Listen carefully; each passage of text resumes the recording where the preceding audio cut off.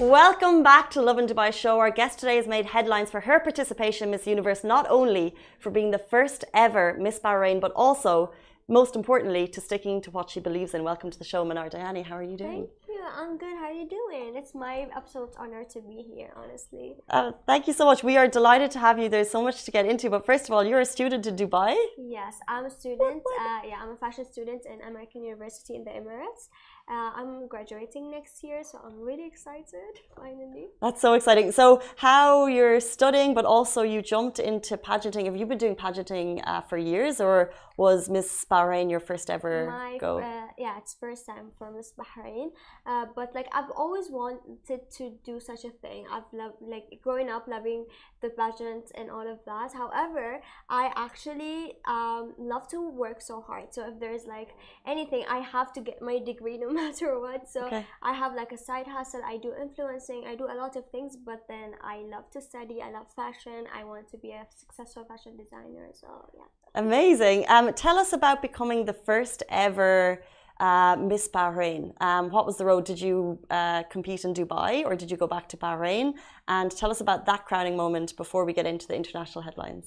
Okay. So how did this went? It actually was like It was historic for the region as well.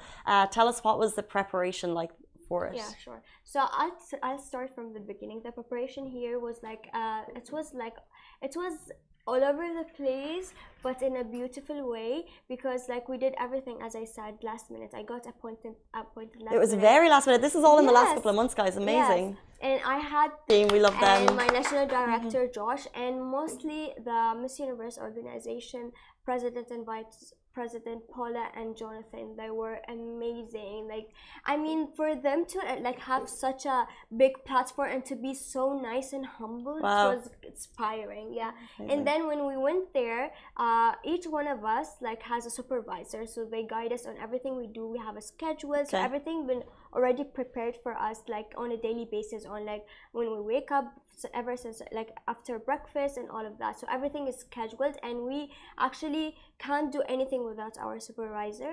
So Okay. it was pretty amazing. And what's it like, for example, this is all snowballed for you. You said it's all happened so quickly, but you're competing against people who've been doing this for years. Miss Universe is a global pageant. We've been watching it since we grew up.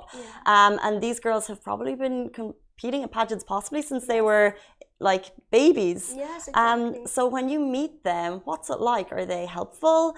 Is it kind of all smiles as we see in front, or is there a bit of competition going on in the background?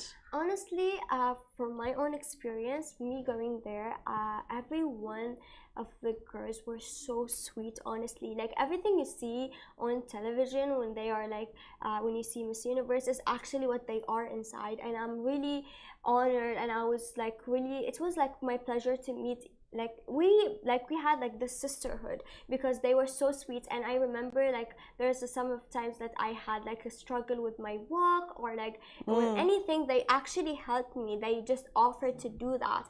So it was like of course there is a competition, but they not like a in a way that they like we tear each other's down, or like make one another feel less. No, they are really supportive, but at the end of the day, we are in a competition. Everyone is aiming for the crown. But overall, it was like a sisterhood. Amazing. That's so good to hear. Yes. This, of course, was the first year that Miss Universe set considerations for more modest looks. Yes. And you made headlines in the UAE and worldwide, actually, for deciding to opt out of wearing a bikini in the swimsuit section. Yes. This is kind of, like I said, making headlines worldwide. Can you share us your thought process that led you to that decision? Okay, so as of course, like I'm from Bahrain, and I'm from a Muslim background. At the end of the day, I just want to, because I've seen a lot of things surfing online that they like I refuse to wear a bikini or all of that. but like the Miss Universe organization themselves are like open enough to like accept like people from different cultures and backgrounds. They didn't even suggest me to wear a bikini in the first, but like we didn't really realize we are doing a huge impact, because Miss Universe is not about just a face and you walking on the stage. It's way deeper than that. And I feel like I'm really grateful to have this opportunity to encourage girls and to inspire girls to be more confident, to break stereotypes, because there is no beauty standard at the end of the day. Amazing. And in terms of Miss Universe making those considerations, do you think there is more that they can do? Of course, like if they like now it's more open, like for diversity and inclusivity and equality, because see, no matter what's your race, your size, your shape, you all are welcome to Miss Universe, because that's a platform to, because there's no beauty standard, as I said earlier, and we all there, each one of us, to break some certain stereotypes. We all to represent the people who doesn't feel represented. Like for me, as an example, I want to represent like because like I want to represent my kind of beauty, you know, and for petite girls, you know, because we never seen like such a height. I'm actually the shortest in history to make it to Miss Universe. What? Yes. What height? What height are you? I didn't know. Do they have a specific height or? No,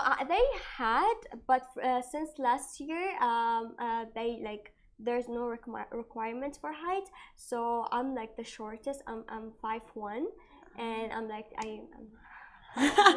Are you going to be in the history books now for this, the shortest ever? I don't know, I hope. And you know, so I actually, me knowing that, a lot of people like surfing online, you know, I got a lot of comments about my height, but they don't know that I'm actually there to embrace my height and influence girls. I can't believe you got comments about your height. I got comments about everything, but it's fine, you know, as long as you know what you're doing and you know your intentions.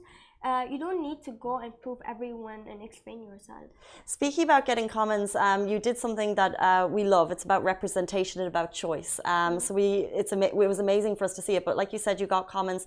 What was the reaction like, A, in the audience on the day, and then B, in the weeks following, in the last, I guess, what, 1 or 2 weeks following? And how have you dealt with that, kind of, I guess, experiencing this amazing spotlight?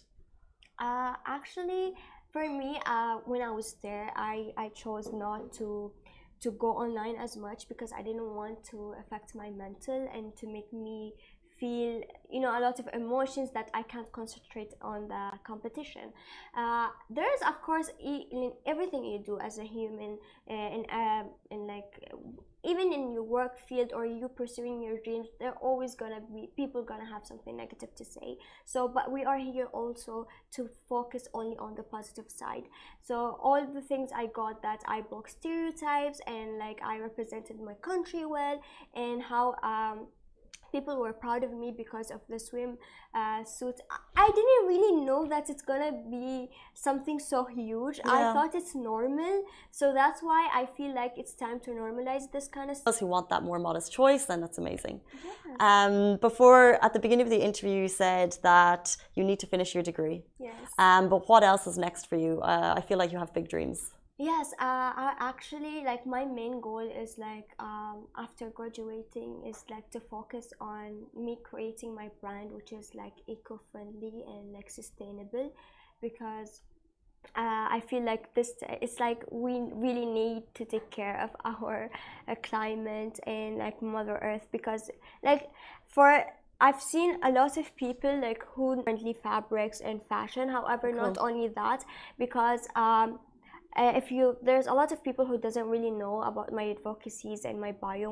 When I went to Miss Universe, I actually want to influence and normalize the fact, raise awareness about mental health, and also when it comes to breaking stereotypes and beauty standards, because at the end of the day they are both connected. You know, if you feel insecure, if you don't like feel like you left out, you don't belong, and that will affect your mental, you know. So if you feel, I just want to people to normalize discussion about mental health. Amazing. That's my priority, because I'm myself experiencing that. I know how hard it gets. So I hope not only in the fashion field, because this is not only my purpose. Even if I have to pursue my dreams in the fashion field, there is also, and why the reason I actually went to Miss Universe, because it's not about me, it's about the people, you know, the people I want to represent, the people I want to be seen. And I want to thank Miss Universe organization to let me be on this international stage to be seen and heard, because there's a lot of people day by day going through a lot of things,